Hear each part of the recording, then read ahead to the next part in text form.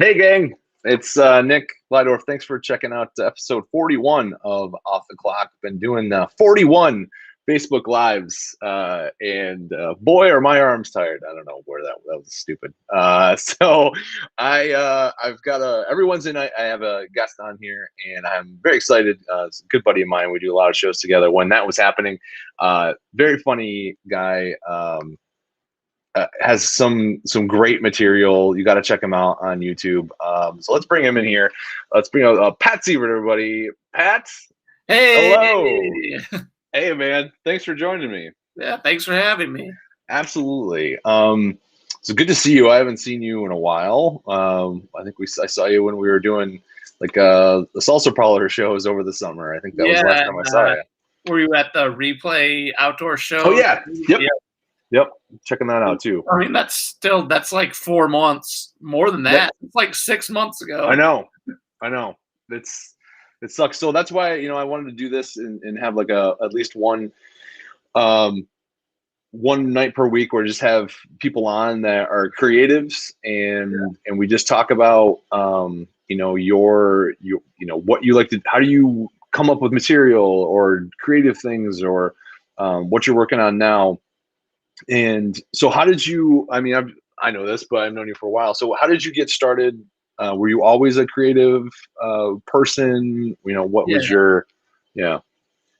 I mean, I think I was always, when it came to school, I think I excelled with like the creative things more than like the academic stuff. Like, like math was never my strong suit, but, I could write, story and like I like to read and I was always like seem more drawn to that part of it.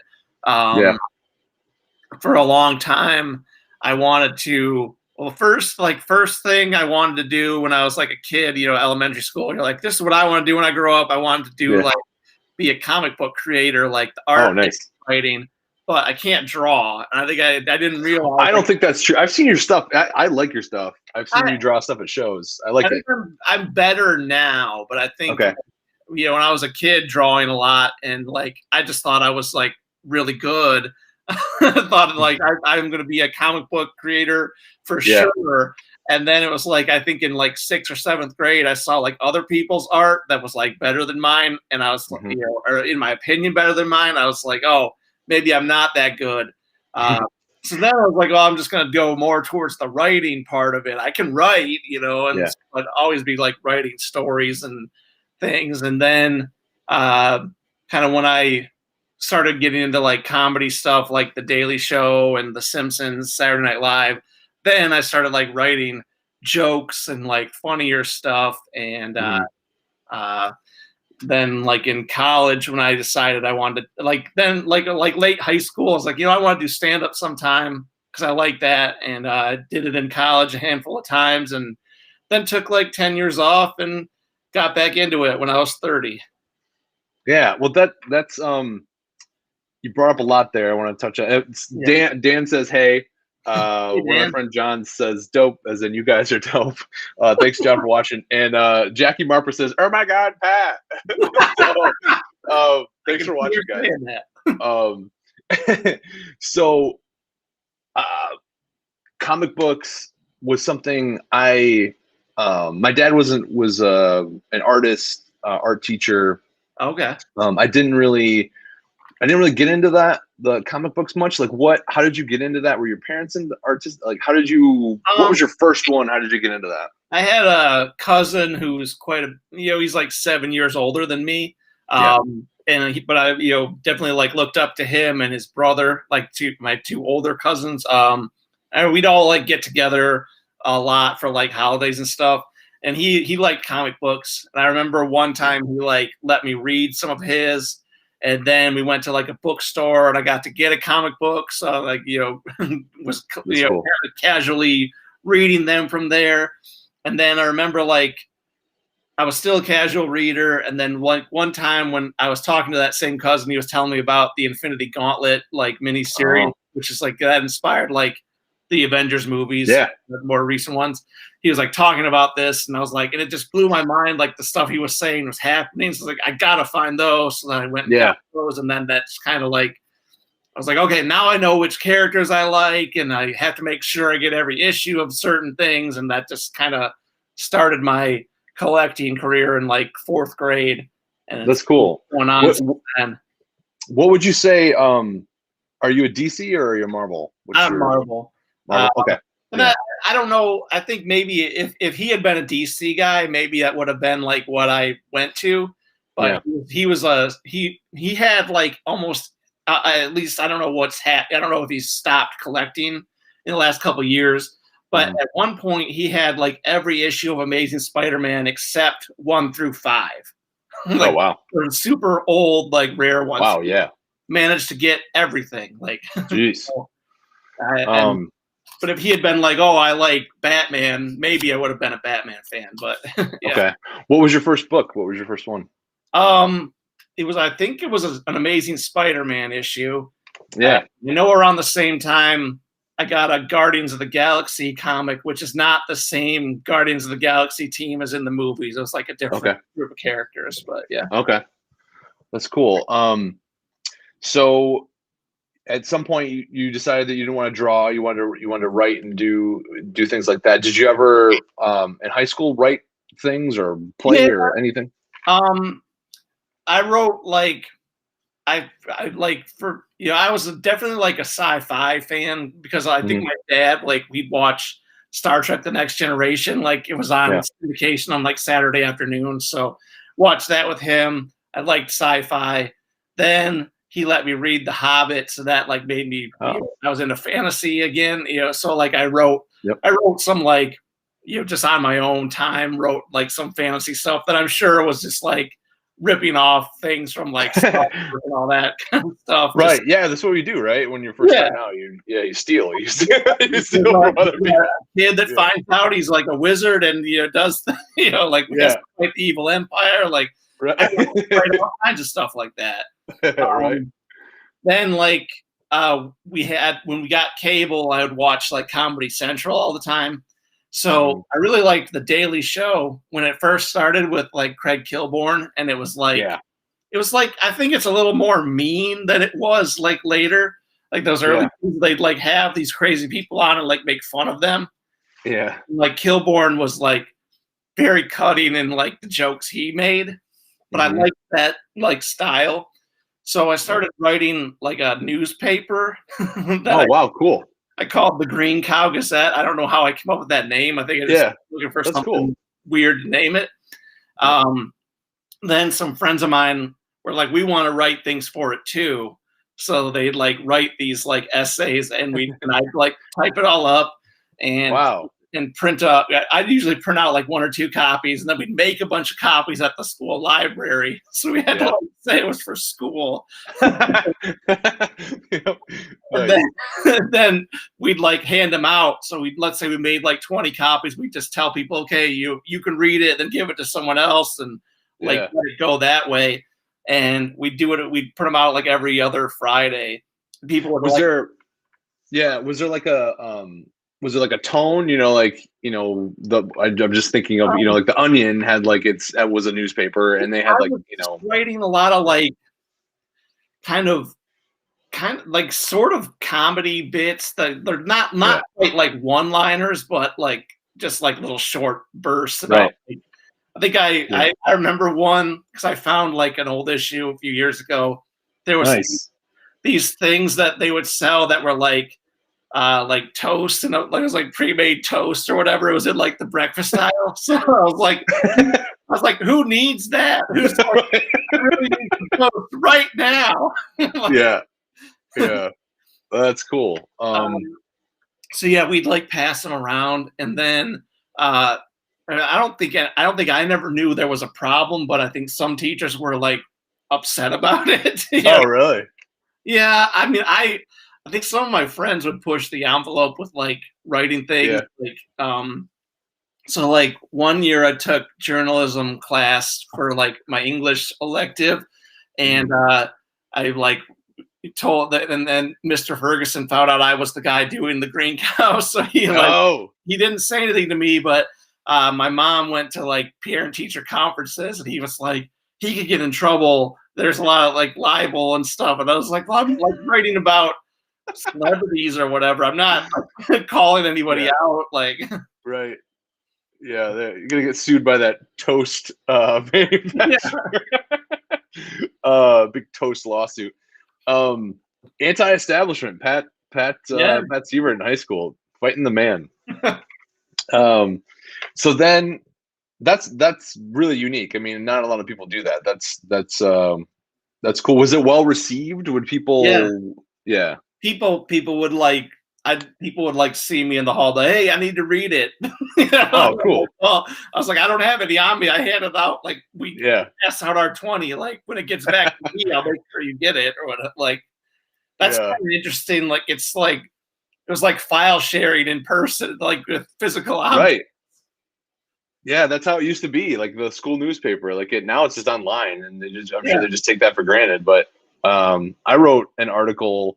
It was like one article when Cal Ripken broke the Lou Gehrig's record. Yeah, and I don't know what it was about. It was something that had to do with like how people aren't doing things consistently anymore. I don't know, just like how consistent that was, and it was stupid. I should have just wrote. I agree with it. I think it's good. Like it's hard for anybody to be like, yeah, I have this perfect attendance streak or whatever. Right. Right. So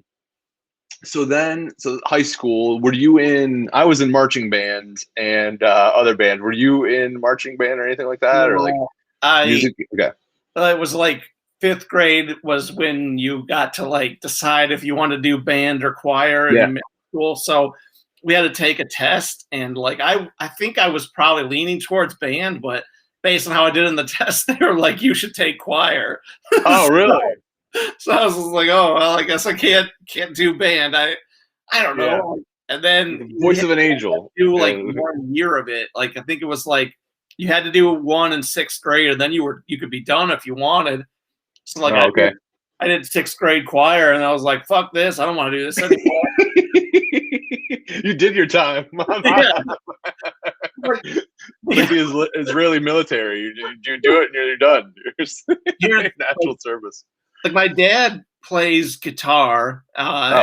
He likes music. He's not like I don't think he ever wanted to go pro or anything, but he plays guitar.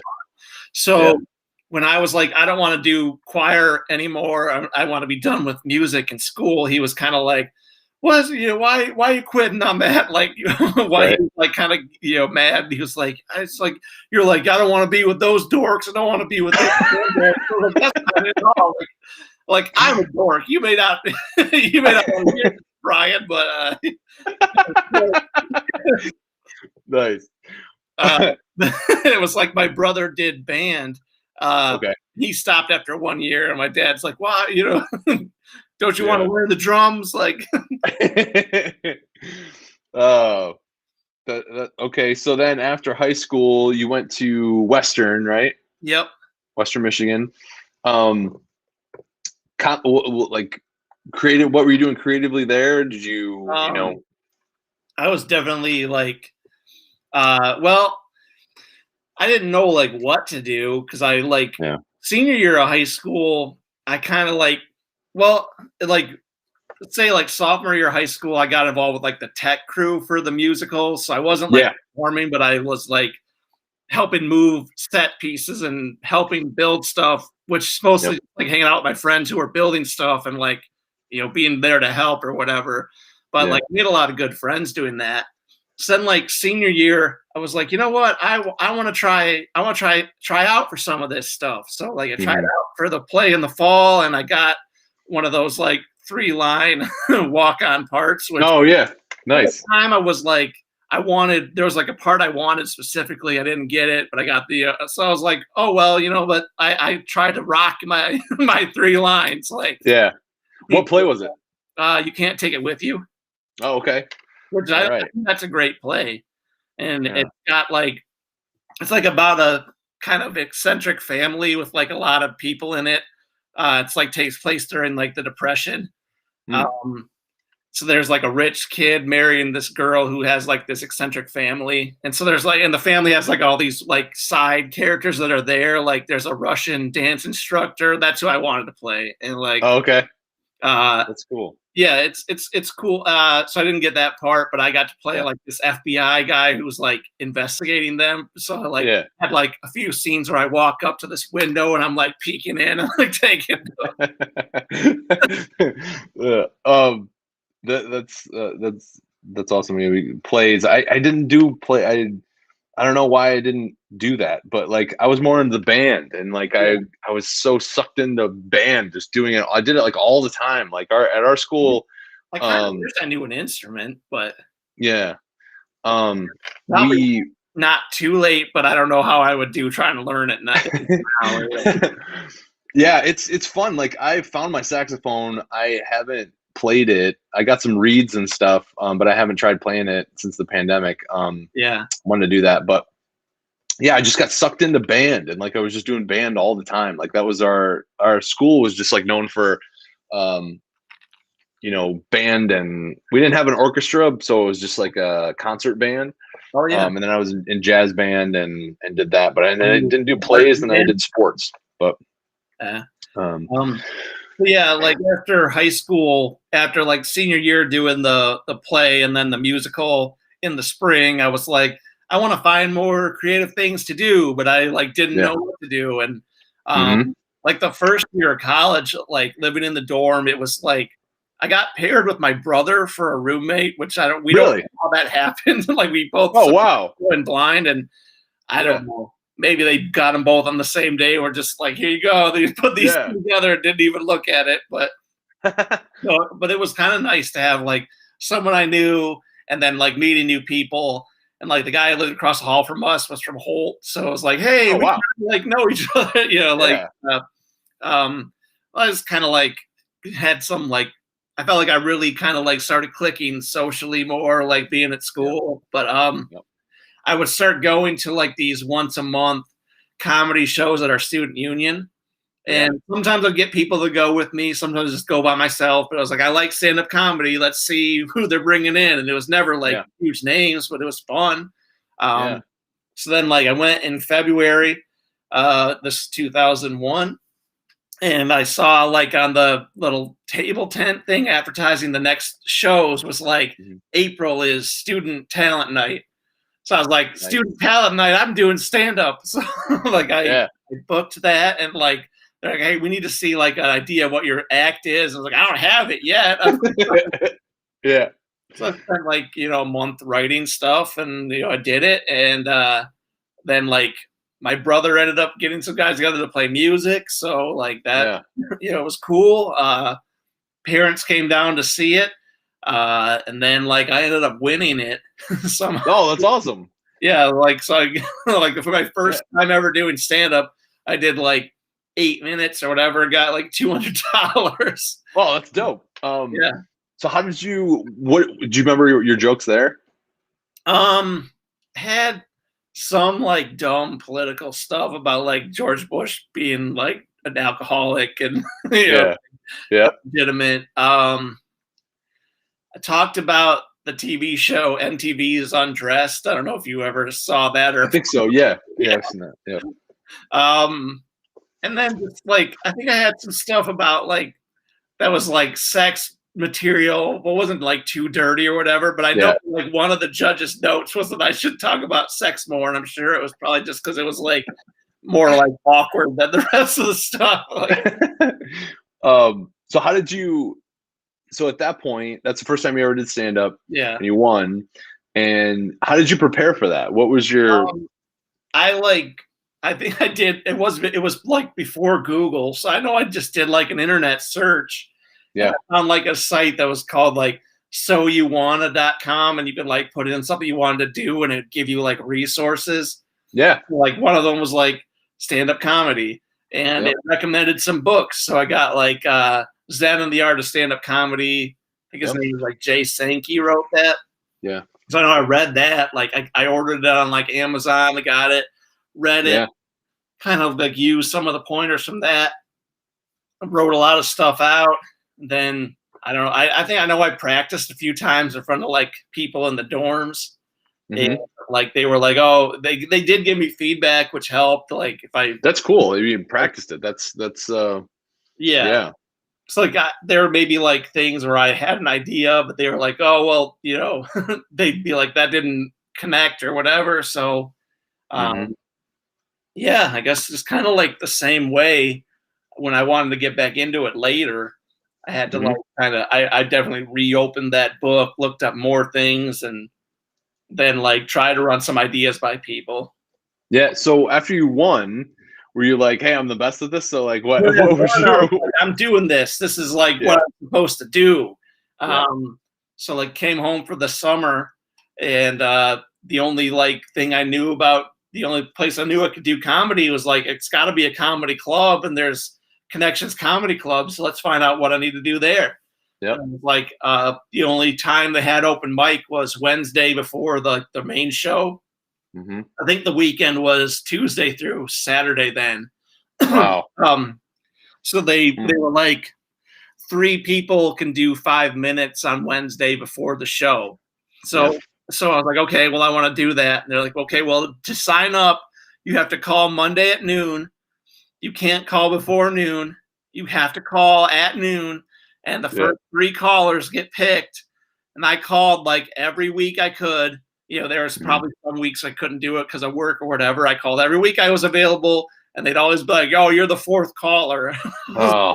Fuck, I don't know if they're telling the truth. Maybe they're like, maybe they're like, we want our buddies, whoever, to be those 3 or whatever. But then I was just like, well, I don't know where else to go.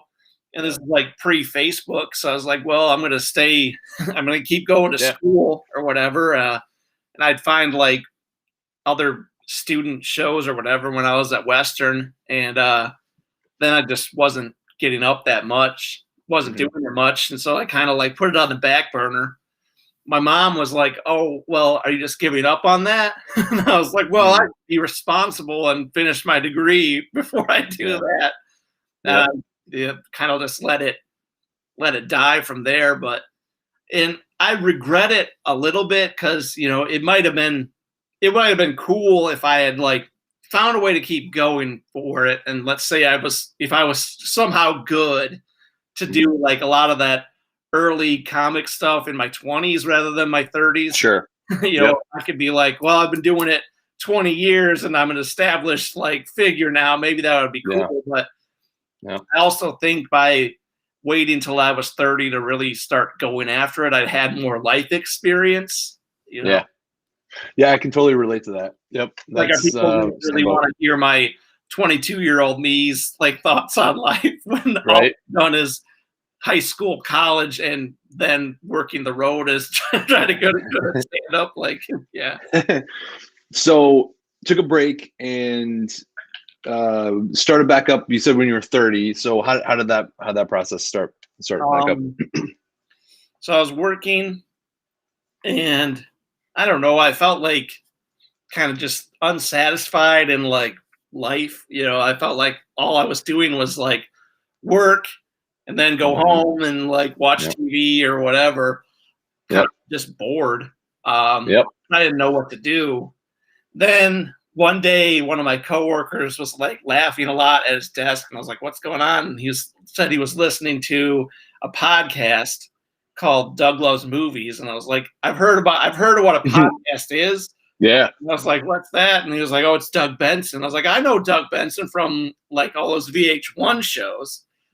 So I started listening to that, and it was like every week he had comedians on to talk about movies. So I'd like listen to it.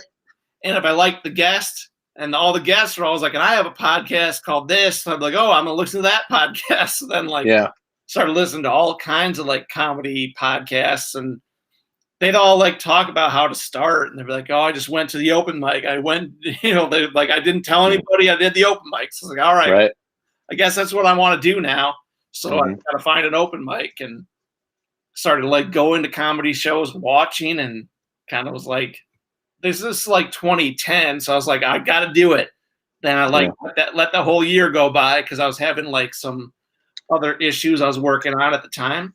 Mhm. Then like 2011, it was like, that's my goal. 2011, do stand up. So I like waited till the last minute, and then that wasn't happening. So I was like, all right, well, 2012, let's do it. Yeah. February 2012, I did it finally Cool. And that was, where was that at? at Connections.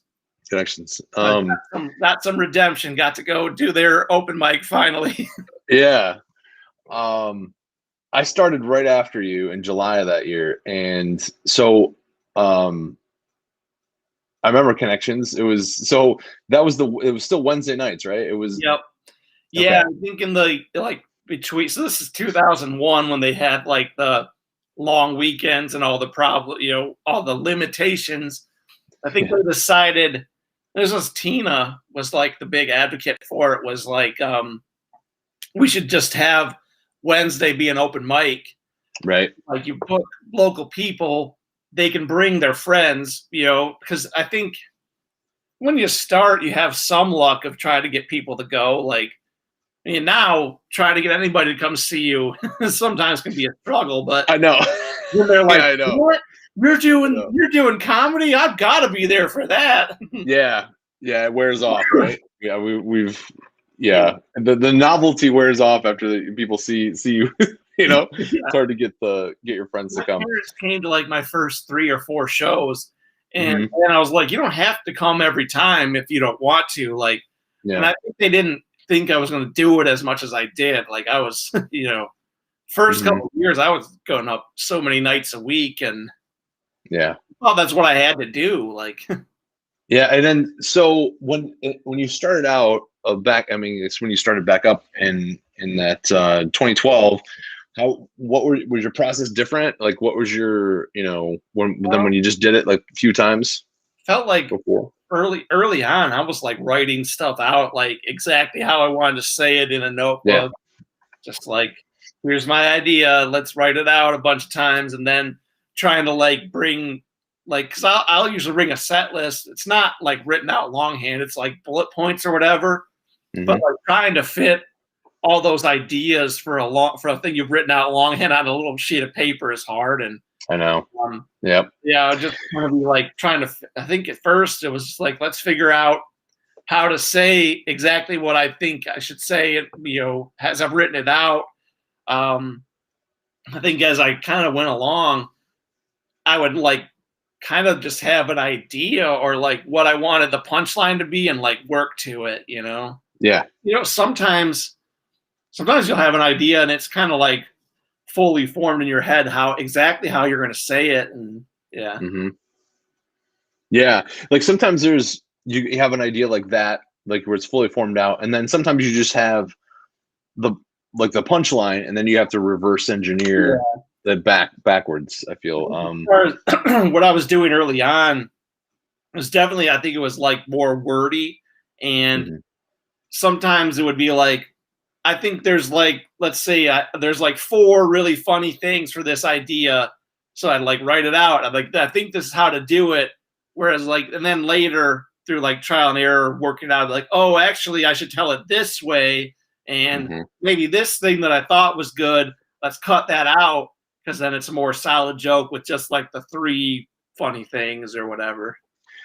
So when I started doing this this Facebook Live, I try and structure. I like because I'm just super. I got too many things going on, Yeah. and so I try and I look for structure and everything. So what approach do you have with writing? Are you I'll write when it hits me, or are you kind of like, do you when we were doing shows a lot, would you have a process of how I'm you sit definitely down? more writes when it hits me. Yeah, I've never yeah, been good at like sitting down and like, okay, let's write for an hour. yeah. I've never had good luck with that. hmm But maybe the way if I'm looking at it as like, this is what I have to do to write funny things. Whereas maybe if I'm just like, no, I should just write for an hour, like whatever, hmm write anything I'm thinking of, because maybe eventually that would like clear out the junk, and then I find the Yeah, one gem and all of that. yeah. That's the thing that I've found helpful, is just trying to carve out that time, and then it's, once you get into that spot where you're writing, it seems like it gets a little bit easier to for the stuff to come, and then it may not be great. There's gonna be a lot of it's trash, but like, at least you're getting all that garbage out. At least from my point of view, like there's stuff that just think if I kind of way I think about it is like our brains are we're not like we weren't built for remembering things, and so like I always have to just write stuff down, because then if I get it down, then I don't have to think about it anymore, and then I can like move on to the next thing. That's kind of what I've always, I don't know, it doesn't really, sometimes it works, sometimes it doesn't, but I'm just trying to do anything the past year to stay productive and do this. So what's probably your most favorite show that you've ever done? Yeah, I mean, yeah, I feel like there's definitely a lot, but sometimes it's like at the rate we were going before, like things are shut down. Sometimes you're just like, all right, I have four shows this week, in addition to working my day job, in addition to everything else I maybe want to do. Like, so sometimes it'd be like I had a great show, and then I got right in the car and drove back home, and it was like the next day it was just on to whatever that day was bringing. So you don't stop and think about it. Yeah, it is interesting once we pause, like we've had to pause, and like thinking back, like, because I mean, you've got a day job, I got a day job too, and like, how do we do that stuff? Like, how do we just get? It seems like all these shows during the week and then working, it's just like, oh my god. And like, I think for me, it was just like I was cutting out like anything social that wasn't comedy seemed to be like gone from, like I'd have to like, oh, I haven't seen my friends I've known for a long time in a while, so I should reach out and be like, hey, can you do anything in like 5 days? Like, right. yeah I know. It's been but was there anyone that you thinking back, you're like, wow, this was awesome, I get to work with so and so? Or like, one that stands out for me is I did the Savage Henry Festival in California a couple times. That was like my fall trip. Like, I think after the first time I was like, I'm gonna go there every year until I die, and I didn't go this year because I would have died probably with right. I wasn't gonna rush the clock to do that, but so we did that show, and that festival I went with like Robert and Keith Bergman and some Kalamazoo guys, because like the story of how we ended up going there, finding out it existed even, was like we met Dash Kwiatkowski. He's like he used to be a San Francisco guy, now he lives in New York. So he like met a bunch of us at like Laugh Fest, and he like one day there was like a message, a Facebook message from him and this other guy and like the Michigan people he knew, and he was like, hey Chris, you should have all these people on your festival. And then this guy Chris is like, okay, they're on. So I was like, oh, nice. Cool. So I was like, that's cool. Well, in San Francisco, this is great, and so I just like thought it was in San Francisco. So, and there was going to be like an Airbnb, so it was like somewhat affordable or whatever. And then like closer to, we realized it's not in San Francisco, it's in Arcata, which like I assumed was just like a suburb of San Francisco, but it's like 4 hours north. Oh man, yeah. So it was like we go there, and then we like flew to San Francisco, and we drove like overnight up there, and like so the next day was like the time change because it's like 3 hours different, and like being tired from all the travel and not like being fully awake yet, and I'm on this like late show, so I'm like tired as shit. Like it's just looking at my watch. It's like this. It's like midnight back home, and I'm about to go on and do this show. And like the person in front of me is this comic from Denver who was like really funny. So I was like, oh no, like they're not going to like me. They like this guy, and I this like Rube from Michigan. That they're like, but I like went out there and started doing my jokes, and they started like hitting right away. And then like, the purge deck thing was somewhat new at that point. That was one like of my favorites. Yep. like the summer of 2016. So that joke's like 3 or 4 months old. So I'm still like selling that one real good. And like there's nothing like that, right? When you like that joke, like definitely check out Pat's you have stuff on YouTube, right? Yeah. And I have an album too. Oh shit, I forgot. Yeah. Check out Pat's album. Yeah. It's that joke is on the album, and that is one of my favorite jokes. And when you get a joke like that, like isn't it fun to when you know how that joke will kill, and you get to tell it, and you know where it's going to take everybody, but they don't know it yet. Yeah. Right. Yeah. So I'll like kind of talk about that joke and how I kind of came up with it in a second. But so like I did that show and in California where I was just like tired and somehow managed to like pull it off, like and like so getting like this huge applause after I'm done, and I walk back to like where all the like Keith and Robert and people I just met are there, and they're like, "You were so great!" Like everybody's like give me a hug and stuff. So I guess that one stands out because it was just like one of those things that I was just like, I don't know how this is gonna go, and then it's like turns out to be super great. And so like the purge joke, like I remember like it was at Max, and a group of comics were talking about this movie coming out called The Purge, and I was like, I don't know, like I like movies, but there's some things I just like assume are going to be bad, and that was definitely one of them. I'm not a big like horror movies, so I was like, that's me either. Stupid. Like, that sounds dumb. And they're like, oh, isn't it great? Like, what would you do? And then people are talking about the stuff they do, and I was like, I'd just build a deck, like just joke around, and people like that, but I didn't know how to make that a joke. So that's like 2014 or whatever. Then like later, I wanted to like make fun of libertarians, so I was like, easy target. There you go. I was trying to make fun of libertarians, and then I was like, isn't that kind of like The Purge? And then I'd like talk about the deck thing that I had just like said once, and then I just kind of cut that libertarian stuff out and just was like, it's easier to set it up to like this. There's this movie. People either heard about it or they don't know about it, or they want, then I can explain the movie. And if I explain the killing part, really stress that part, people are like, oh shit, where's he's going with this? And then it's like the flip to like go into something like that's equally illegal, but not. Right. Yeah. That's that joke is great because it illustrates, I think, I haven't really thought about this before, but it illustrates the benign violation theory really well. So like there's a violation of killing, and of the whole point of that is like you're killing, but you're just doing a deck.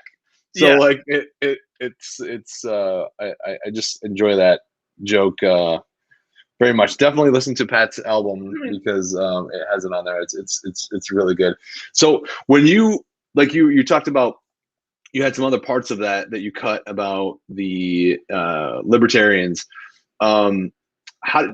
How did you ever just write it all out, or how did you get to that point? How did it get to the first idea where I'm going to do wrote some, I had just some stuff like making fun of libertarians, like, but I don't know. I don't know that I ever made it that funny. It was just kind of like they're like, oh, I don't think there should be taxes, and I'd like make fun of like, like not that I'm super pro taxes or whatever, but if they take a small amount of my money to make sure we have roads and like I'm willing to pay into that. Like that's fine. So establishment now, Pat, with your taxes. So did you ever just?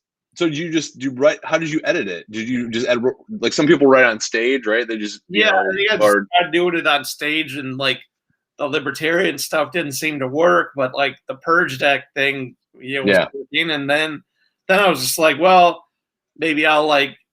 I think I added more things of like other dumb examples of things I would do to like set it up, and Do you have you have a rule? Like, if you, let's say you write a joke, do you have any? Have you come up with any rules for comedy? Like, for your writing and stuff that you're doing?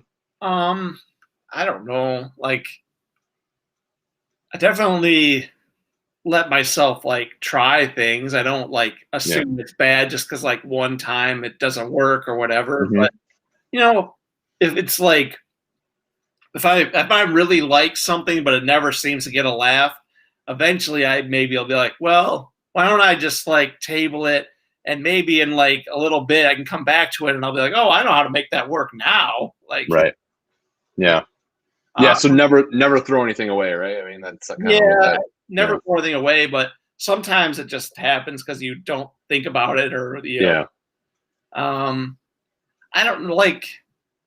I find that I definitely have done jokes that maybe were like mean spirited or like taking shots at somebody, whether it's like a public figure or like maybe a really like veiled swipe at somebody. Like I've definitely done that, and that can feel good, but also I don't think I'm like I don't think I can really be that mean on stage. Like I don't think like the way I tell most of my other jokes, it doesn't seem to doesn't resonate as much if they're like, oh, why is he mean now? Like I mean, your voice, right? I don't think you have a mean, like your overall. I don't think you're mean, but I think but then when you like told people off, like I'm sure if I watched it, I'd probably laugh at like how like worked up I'd get and how it just doesn't seem like what I normally am like.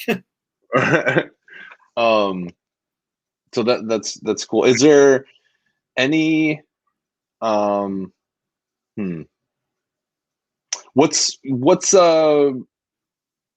your favorite joke other than I mean, is the project your favorite joke? I mean, that's definitely like seems to be kind of what gets me attention. So I like it. I could see doing it still for a while, but I don't know if I want to like be committed to doing it forever. Yeah. Is there any other jokes that you like that you're really happy with? That, let's see. It's been so long since I like. I know. I was really liking like the Doritos, the Doritos for women, and like the Kellogg Brothers stuff that I like opened a lot of sets with. And I liked. I don't know that the joke is ever. I don't know that it was ever like polished or whatever. But I really liked the stuff I was doing right around the time quarantine started about like taking karate class, because I thought it is a true story that I only went to one, and I thought it was boring, so I didn't go again. But I just like made me think of like other things that I could like stretch off from that, and I like it. I don't know, like when we come back, I guess I'm gonna keep trying to make that one work. But what do you think? I mean, are we going to be? How long do you think it's going to take for the COVID jokes to just like? How do we? I mean, from my perspective, I just think like once it opens up, we have to talk about it, continue to talk about it, and But I hope it's not like, I feel like if everybody's COVID joke is the same. Everybody talks about, oh man, I learned I can jack off this many times a day or whatever. Like, that's going to be a lot of it. It's going to be like open mics are just going to be terrible. It's going to be like, oh great, here's another guy. He's going to talk about how he learned he could jack off 3 times a day or whatever. I know. It is challenging to try and find your own spin on it. Like when we were doing shows, like how, just trying to make it, like I was talking about how being a lawyer, it's different. And that was some of the stuff I've really enjoyed. And then just now we're just not able to do it anymore. So it's just frustrating. I wrote some stuff about, because I got a cat in September. So I wrote some stuff and I did it on like, I think I did it at like the last Salsa Parlor mic, and I did it. I did a weekend in Ann Arbor when they reopened for 2 weeks before they had to shut down again. And I did it, and I felt really, I felt guilty the whole time. I swear, because I've been very good about like stay inside and like Oh yeah, right. people Yep. blatant about not. I feel like I cast shade on them, but I also was like, well, I'm going to stay away from everybody. I'm going to double mask it. They were doing Mhm. stuff to be safe, so I felt like I could do it, but I Yeah. also felt very uncomfortable, like the Sure. whole time I was in there, and Yeah. like was like, ugh, am I Yeah, good? that can yeah, that can mess with your mind and that can mess with the audience too, you know, Yeah, like this I don't you know, I'm sure they were I mean, it was obviously different, a different yeah, crowd, right? yeah. But it was And like there's some those yeah. jokes that they were new and I did them and they worked, but then it Mhm. was also like I'm not going to get to do them again for who knows how long. So Yeah. yeah, Yeah. And I mean, it's great to, you know, at some point to open things back up and being safe because like doing it like 30% capacity, I mean, there's a science about like people together, yeah. like crammed in a basement And room. Like crazy I how always think of like Ann Arbor Comedy Showcase, like how yeah, awesome it is. Like, and everyone's so tight in there yeah. and you know it's condensed because it's in a basement. That's such a perfect recipe for comedy because we're just and it's but then when everyone's you know spread out it's so much harder to It was get like momentum. just walking down there and seeing like one table in like a section that used to just Yeah, be packed, and you're like, oh yeah. yeah, right, So yeah, yeah, that was strange. And I also like I didn't promote that I was doing it hmm, because I just like didn't want to deal with anybody telling me I shouldn't. And yeah, you know, I don't know. And like some of the other comics, like, why didn't you want a carpool? And I was like, that wasn't going to be yeah, on the table no matter what. I'm not carpooling yeah, in COVID times. Like, yeah, yeah. Yeah, I agree with you on that one.